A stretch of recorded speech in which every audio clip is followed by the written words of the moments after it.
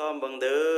2005โลกาสิไหวหวันโลกสิผันเปลี่ยนปิ่นหินแผ่นล้านสิลอยน้ำดังสะโน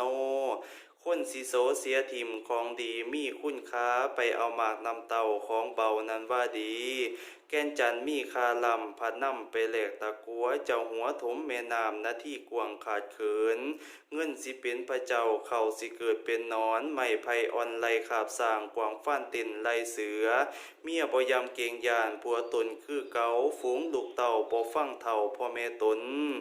คนสิเกิดเดือดร้อนบ่คือก่อนข้าวหลังสิบ่ฟังคำคู่ด่าเถียงบ่เกรงยานอันธพาลสิมีหน้าผ้าล่าสิเป็นใหญ่ไผกระจอกงอกง่อยสิเป็นเจ้านางเมืองเคยหุงเฮืองกลายเป็นเสาบ้านเมืองเฮาสิเป็นป่าวัดสิกลายเป็นบาพระเนนสิเป็นไก่น้อยข้าวสารติ่นขาบคอ